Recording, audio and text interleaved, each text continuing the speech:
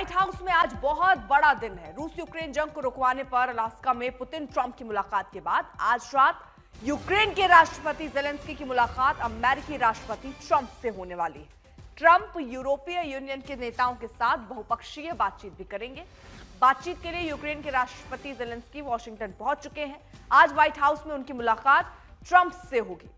इस अहम बैठक के बाद ट्रंप, जेलेंस्की और बड़े यूरोपीय नेता बातचीत करेंगे। यूरोप के नेताओं में जर्मनी के चांसलर, फ्रांस के राष्ट्रपति, ब्रिटेन के प्रधानमंत्री, इटली के प्रधानमंत्री और यूरोपीय आयोग के प्रमुख मौजूद रहेंगे। मुलाकात का कार्यक्रम भारतीय समय अनुसार 9:30 बजे है रात, जहां पर यूरोपीय नेताओं का व्हाइट हाउस में आगमन होगा। रात 10:45 पर राष्ट्रपति ट्रंप यूक्रेन के राष्ट्रपति जेलेंस्की का स्वागत करेंगे। फिर उनके बीच बातचीत होगी।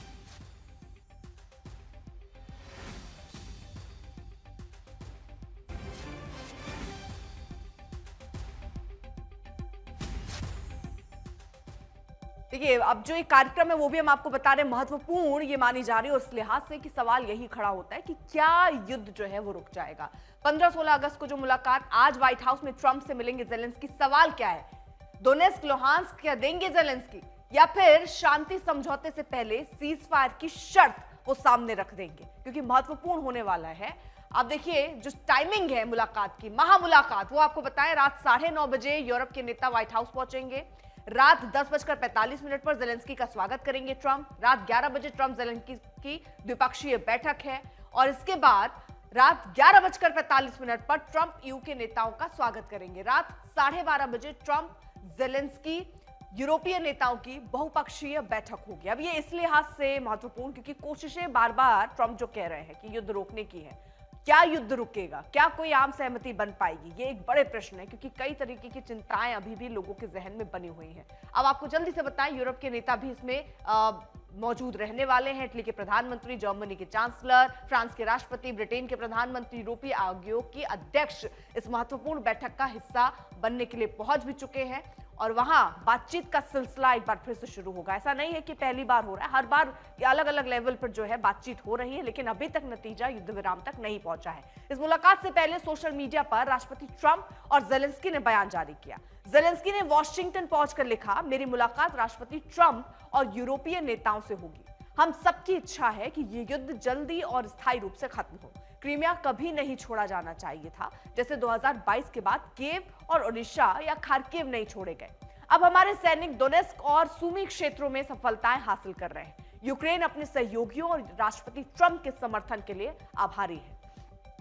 वही ट्रंप ने अपने पोस्ट में लिखा है, व्हाइट हाउस में बड़ा दिन है। इतने सारे यूरोपीय नेता एक साथ कभी नहीं आए। उनके साथ मुलाकात मेरे लिए सम्मान की बात है। अगले पोस्ट में ट्रंप ने लिखा, यूक्रेन के राष्ट्रपति जेलेंस्की अगर चाहे तो रूस के साथ युद्ध को तुरंत खत्म कर सकते हैं। क्रीमिया वापस नहीं मिलने वाला है और यूक्रेन का नाटो में जाना भी नहीं होगा। कुछ चीजें कभी नहीं बदलती। प्रणय उपाध्याय हमारे साथ, हमारे सहयोगी इस वक्त जुड़ चुके हैं। प्रणय, अगर केवल हम इन सोशल मीडिया पर जो ट्वीट्स चल रहे हैं इन्हीं को देखें और समझें, ये क्या संकेत देते हैं? वो कह रहे हैं नाटो में जाना नहीं है और क्रीमिया वापस आना नहीं है, यानी वो कह रहे हैं जो चीजें, कुछ चीजें ऐसी हैं जो कभी बदलती नहीं है।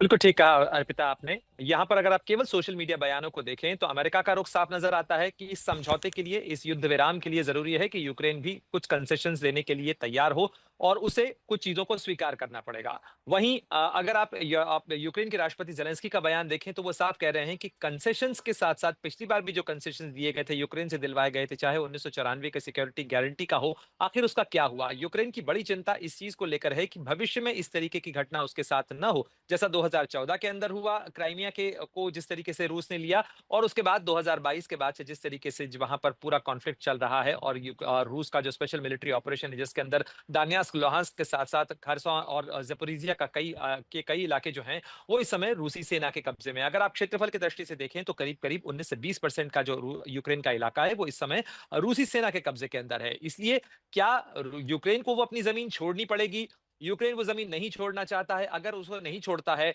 तो क्या होगा? अगर वो छोड़ता है तो उसके बाद उसकी सिक्योरिटी गारंटी क्या होगी? यूक्रेन नाटो के अंदर जाना चाहता था, जिसको लेकर अमेरिका के वो मौजूदा राष्ट्रपति ही नहीं अर्पिता, इससे पिछले राष्ट्रपति जो बाइडेन भी लगातार कहते रहे कि ये संभव नहीं है, ये मुमकिन नहीं है, और इसीलिए यूक्रेन का आवेदन जो कि 2022 से लंबित है, उस पर अभी तक किसी तरीके का विचार नहीं हुआ है। लेकिन एक छोटी सी चीज आप देखें कि महज कि 6 महीने बाद जेलेंस्की एक बार फिर व्हाइट हाउस के अंदर होंगे। आपको याद होगा 17 फरवरी 2025 की वो मुलाकात, जिसके अंदर बाकायदा घेराबंदी हुई देखिए थी। प्रणय,